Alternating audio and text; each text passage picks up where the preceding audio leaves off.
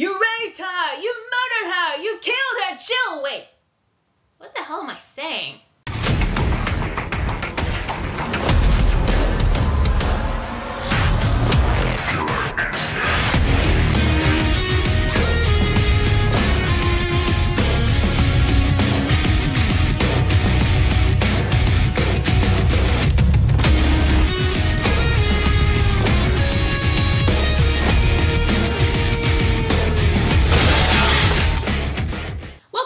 Portion of my reaction to JoJo's Bizarre Adventure Stardust Crusaders episode 11, the conclusion to the Emperor and the Hangman. I gotta admit, this two-part story arc I really liked. It was a really good episode, and kudos to Polnareff and Kakyoin in this episode. Good job, round of applause for them. I was a bit worried with Polnareff at first at the beginning, but luckily Kakyoin was there to keep him in line, because if he wasn't there, Polnareff would have ended up dead. So this episode does not show the opening Stand Proud. This was basically the continuation to the previous episode, where it kicks off with Avdol on the ground, presumably dead. I'm only saying this because I've heard a couple theories from some reviewers saying that Avdol might not be dead because the wound on his head, it did not look like a bullet wound. It basically looked like a flesh wound or something.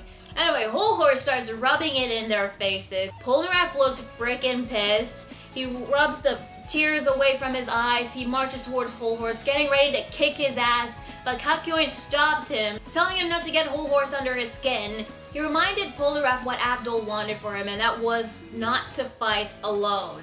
Not to go into your own death for the sake of revenge. That they have to fall back, they have to retreat. So he tries to get him to slowly walk away and head towards the truck behind him. But Polnareff was really pissed off because he wanted to avenge not only his sister but also Avdol. He wanted some payback and fast. In fact, he was so pissed that this white aura was surrounding and emitting out of his body.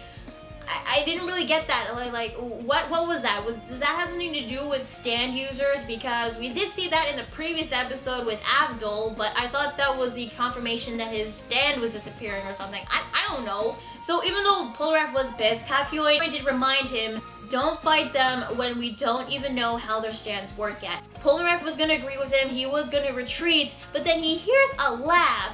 He turns to the window, and it was the freaking Hangman, son of a bitch, in a reflection. So then J.Geil, talking through the Hangman, starts to provoke Polnareff, even bringing up his sister, and it worked unfortunately as he summoned Silver Chariots and in a rage broke the window into a couple pieces. However, it did not work because even though the window was broken into a whole bunch of pieces, he is still in the reflection of the glass shards. You know, while this was going on, I couldn't help but think to myself, why didn't Polnareff walk away from the window? Get away from the reflection? Because I'd say the Hangman has to attack his target as long as that target is in the reflection of the surface. If Polnareff walked away from the window, he would have never been near the Hangman on the reflective surface on the window. If they want to avoid the Hangman, they have to get away from anything that is reflective.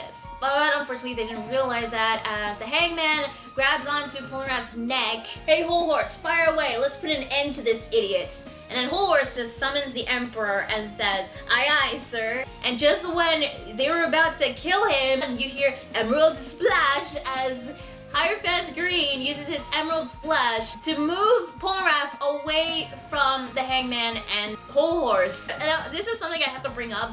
Every time Hierophant Green uses Emerald Splash, the background changes showing this flowing wave of water. I just wanted to point that out. I thought it was pretty neat every time it uses Emerald Splash. The reason why he used Emerald Splash on Polnareff instead of the Hangman and Hol Horse, well, if he attacked Hol Horse, the Hangman would have stabbed him. And he couldn't attack the Hangman because the Hangman is within the reflective surface of the broken glass. So the only other option was to use Emerald Splash on Polnareff to get him away from the attacks. But here's the thing, why couldn't Kakyoin use Hierophant Green's tendrils to lasso him away from the attacks? And even though Polnareff did get injured from the attack, he wasn't hurt too badly, just badly enough to start bleeding. Then Kakyoin was driving the truck near Polnareff, pulls him into the truck as they drive away, and Hol Horse couldn't hit them. because they were out of his range. Now, here's something I gotta point out with Hol Horse here. His stand is unique and interesting, but it is not the strongest one. It's definitely one of the weaker stands, because even though he can manipulate the bullets to go wherever he wants them to go, he needs someone with him in order for him to fully take down a target. Because if he did take on one of these guys alone, he would be pretty much screwed.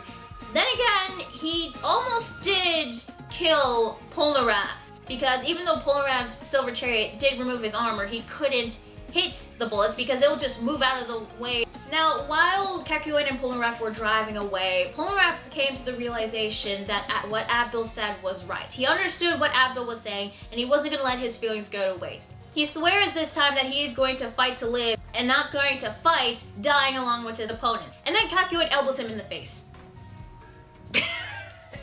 I'm not kidding, he elbows him in the freaking face. He says, take this instead of a handshake as proof that we've made up. I think that was just an excuse so that he can just punish Polnareff.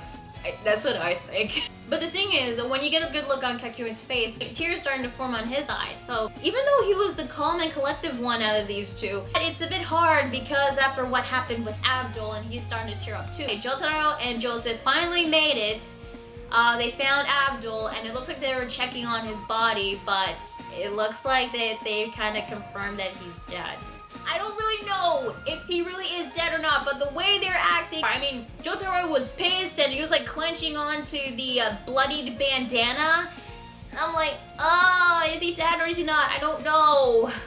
Fucking hell. While Kakyoin and Polnareff were driving away, they're trying to figure out the hangman's ability. Polnareff assumed that the hangman is inside a mirror. There is a world inside a mirror. But Kakyoin does not believe him. He thought it was all fantasies and fairy tales. If you live in a world where vampires exist and there are stands with incredibly insane, unique abilities. You know what? I bet there's a stand in like the next couple of arcs that uses a mirror world or something. I don't know if that's true or not, but if it is, then Kakyoin, you've been proven wrong.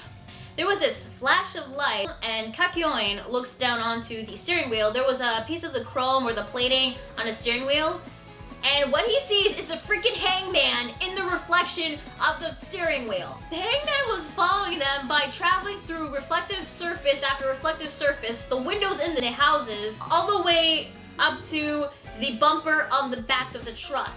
The hangman proceeds to attack them by breaking the side window. Kakyoin turns the steering wheel, and then the truck starts to spin around until it reaches like a nearby rock wall, flips upside down into the air, and then slams onto the friggin' ground. Luckily, Polnareff and Kakyoin are okay.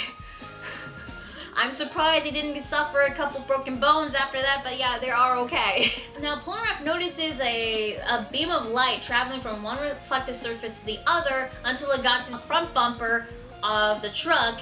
So before Hangman can attack, once again, Polnareff summons Silver Chariot to slice it into pieces. So now that they've discovered that the hangman can jump from one reflective surface to another, they came to the conclusion that the stand is a light type stand. It's actually light. So they have to get away from anything that is reflective, so they have to get away from the truck. They even have to remove anything from their body that have a reflective surface on them. But then this little boy approaches them, asks them if they were okay, if he should go get some medicine. A good look in his eye. The hangman was in the boy's eye. So Kakyoin and Polnareff tried to get away from the boy's line of sight, telling him not to look at them, but he doesn't listen. I mean, what do you expect from this kid? I mean, is he really going to listen or to do what they were going to say? Plus, he was concerned about them since they were in an accident, and they couldn't really gouge out a poor little boy's eyes. Now, I couldn't help but think that they should have covered the boy's eyes. They couldn't destroy the eyes, so why not just cover them? Like, cover them with their hands, unless the hangman will attack their hands or something, or get a nearest piece of cloth and blindfold them or something. I don't know, just yeah, they were in a serious pickle, as once again the hangman latches onto Polnareff's neck. It looks like that he was going to stab him again, but Polnareff was actually not worried over this. And then he says this like cliched shonen speech. It's cheesy, yes it is, but In JoJo's Bizarre Adventure, it works. I don't know why, it just does. But he kicks the sand into the kid's eyes, and Polnareff was aware that even though the sand was traveling in the speed of light, it would obviously go into the next reflective surface, which is Polnareff's eye. I thought it was going to go to Kakyoin's eye, but Polnareff's eye was the closest reflective surface. But right before the hangman gets into Polnareff's eye, Silver Chariot manages to give it a nice big slice on the chest right before it went into the reflective surface of Polnareff's eye. I was really glad they got a hit on him. And then they hear this like really loud yell coming from this tower. How loud was J.Geil screaming in order for them to hear that? Considering how far away they are, but I guess they could hear that. So they head to the source of the scream, which seems to be coming from this one guy on the floor clutching onto his shoulder or something. But the thing is, this was not J.Geil. I knew it wasn't J.Geil because in the previous episode he looked really different compared to this guy. Apparently this guy was just some drifter that J.Geil, the son of a bitch, just used as a decoy and even gave him the same wound as he had, but it was too late as J.Geil threw a knife at Polnareff right in the freaking back. This guy fights dirty. But then again, what do you expect from one of Dio's minions? We actually get a good look at J.Geil, and I was right, he is ugly. Well, not the ugliest character I've seen so far, but still ugly enough. Now, it's going to be Kakyoin's turn to attack as he summons Hierophant Green. It looked like he was going to use another Emerald Splash, but J.Geil is like, hey, hold on a second, take a good look around you. There are a couple of other people in this unknown town. He yells at them saying, hey, gather around, these gentlemen over here are going to give you guys money. They surround them. The reason why J.Geil summoned all these people to surround Kakyoin and Polnareff was so that he can use their eyes for the hangman to attack them. Polnareff most of the time, but he also did attack Kakyoin too. I was wondering why couldn't Kakyoin and Polnareff getting away from the crowd by pushing the people away. I guess it's because these people were too persistent, or because they didn't want to seem like jerks or something, I don't know. So it's been confirmed that J.Geil is a freaking serial rapist, and I always wondered, like, why did he target Polnareff's sister? Was this a random target, or was this so that he can get him on Dio's side? I really didn't know why he targeted Polnareff's sister. I guess it's never known. Maybe it is known in the manga, but I really don't know. Speaking of which, he did bring up the sister again, saying that she was really good at sobbing, trying to piss off Polnareff even more. But Kakyoin, good old Kakyoin, has a plan. And then he even has his own little cliche Jonin speech himself. As he pulls out of his pocket a shiny gold coin, he says that he'll give this coin to anyone who picks it up. As he flips the coin into the air, the people were like staring up at the coin. So their line of sight wasn't focused on Kakyoin and Polnareff, it was on the coin, which allowed them to look for where the hangman was residing, and it was in this one old man's eye. So Polnareff kicks sand in this one old man's eye. The hangman had no choice but to go to the nearest reflective surface, which was the coin. And since they're aware that the hangman was heading towards the coin, Polnareff summons Silver Chariot and slices it into the head. Knowing that he's pretty much screwed, J.Geil tries to run away, but Kakyoin and Polnareff go after him, which led them towards this closed gate.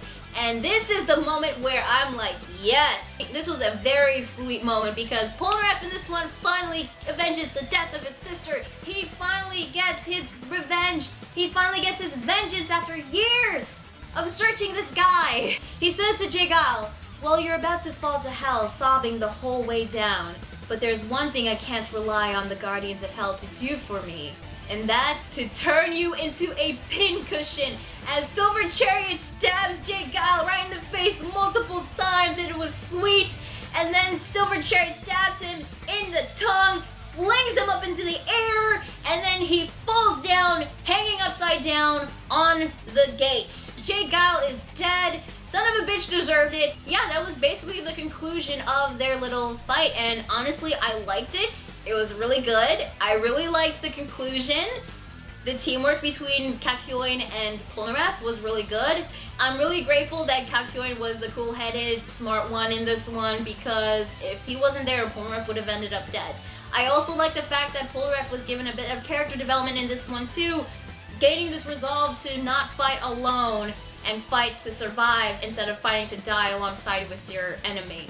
I guess we cut back to the same town as before, as they're also confronted by Hol Horse, but they weren't worried. They were just about to walk away as Hol Horse, oblivious to J.Geil's death, was going to try to take these two on again. So Polnareff tells Hol Horse that J.Geil is rather busy right now since he's being sentenced in hell. He thought that Polnareff was bluffing, but Polnareff just tells Hol Horse that if he wants to go take a look, his body is like 2,000-3,000 miles that way. And then Hol Horse, that son of a bitch, he stole the Joestar's secret technique, the running away, which he does so running away from Kakyoin and Polnareff.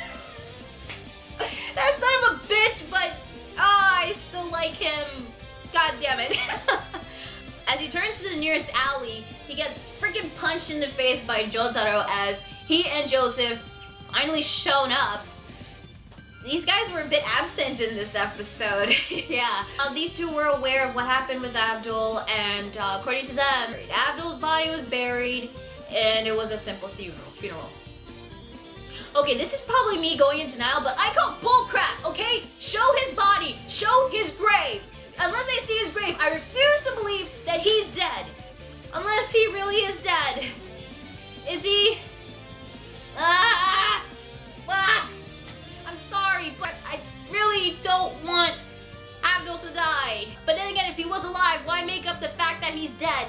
So they're trying to figure out what to do with Hol Horse, since his bullet was the cause of Avdol's death.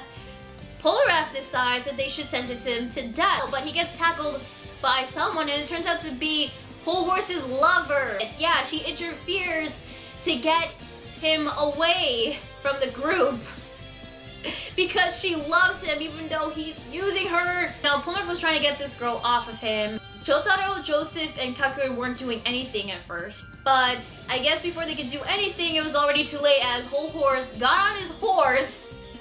Where the fuck did Hol Horse get the horse? I don't know. This cowboy manages to live another day as he escapes, which, you know, is surprising considering that episode after episode, Dio's minions always kept getting killed, and Hol Horse is the only one that got away. Now, Polnareff was being persistent and just gets up and tries to head towards Hol Horse, even though he's on a freaking horse and is faster than Polnareff. All the while, the girl was just latching onto his leg, trying to slow him down. He scrapes her elbow, by the way. Joseph tells him to stop because the woman was just being used by Hol Horse. Plus, he no longer had any intention to fight. Also, they don't have a lot of time to waste, considering that it's been 15 days since they left Tokyo. So they got about a month and a couple of days left until they get to Cairo, Egypt. I was wondering what Polnareff was going to do once he gets his revenge, but it seems that he's going to join with the rest of the group to head to Cairo to defeat Dio. They're about to leave, I guess leaving behind that girl. However, we cut to Joseph's arm, and there was this boil on his arm, and then it started talking, and that's where the episode ends. Yeah, a boil on his arm was talking. It's like, meh, meh. What? Yeah, that happens. Overall, this episode, really good episode. I really enjoyed it. The teamwork, as I mentioned before, between Kakyoin and Polnareff was really great. The music, it worked really well in the scenes. The animation was pretty good. However, there were a couple of scenes like where they show characters off in the distance. The animation did look a bit wonky at first, but the animation was still good overall. The voice acting, good as always. There were parts of the episode where I feel like that they should have done this instead of this. But aside from that, the episode was still enjoyable, and I really did like this two-parter story arc. Hangman and the Emperor, these stands were pretty cool, but I preferred the Hangman more, considering how unique this stand is. J.Geil was a piece of shit, considering that this guy was a freaking serial rapist, but at least he lasted for more than one episode on like a couple of Dio's minions. Hol Horse, he's off somewhere. We'll probably see him again, not sure when, but maybe we will see him again someday. Now, the next episode is called The Empress. So I think the only ones left so far is The Empress, Wheel of Fortune, and Death. 3 other stand users from the tarot cards, but I think there are more. I don't know how many. From what has been shown in the preview, there's a freaking growth or an ugly rash, whatever it was, on Joseph's arm. And I think it's another stand ability. this is the conclusion that I came up with because we see the same girl again in the preview. So I'm assuming that this girl is a freaking stand user. And now it kind of makes sense why these two are lovers, because Hol Horse, the Emperor, and this girl, the Empress, yeah. When you get a good look at the scene, you can see like a drop of blood from the girl's elbow wound fall onto Joseph's arm. So I'm assuming her stand ability revolves around infecting people with her blood, causing this growth or wart thing to grow on the body and kill her targets that way. I don't know, but I'm looking forward to the next episode because this is finally Joseph's chance to shine. We haven't seen Joseph fight, so I really want to see what he can do now, even if he's not up to his prime as he was back in Battle Tendency. Yeah, he did get older, but that doesn't mean that he can't handle himself on his own, right? I don't know if we're gonna see the Ripple again, or if we're gonna see him use any Hamon techniques. I highly doubt that because stands can only be killed off by stands. I don't think the Hamon will work on that. The Hamons are for vampires. Maybe they'll use the Hamon when they get to Dio. I don't know. See, I'm actually looking forward to seeing if Hermit Purple, if this stand can actually be used offensively. So yeah, I'm looking forward to that. So as I said, overall, this was a pretty good episode. Polnareff kicked ass. Good job. Good job to you too, Kakyoin. The episode, if you want to check it out yourself, it's out on Crunchyroll, so I'll leave a link in the description down below. So what did you guys think of this episode of Stardust Crusaders? Did you like it? Did you hate it? What did you think of Polnareff and Kakyoin in this week's episode? And any ideas on the growth on Joseph's arm? Let me know in the comments below. Be sure to like the video if you like it and subscribe for more videos. And be sure to check out my Facebook fan page and Google+. So yeah, that is Stardust Crusaders, episode 11. Pretty good episode. Polnareff, yes! Got his revenge. Kakyoin, great job for being the brains of the duo. I'm gonna respond 27 and I'll see you guys later. Bye.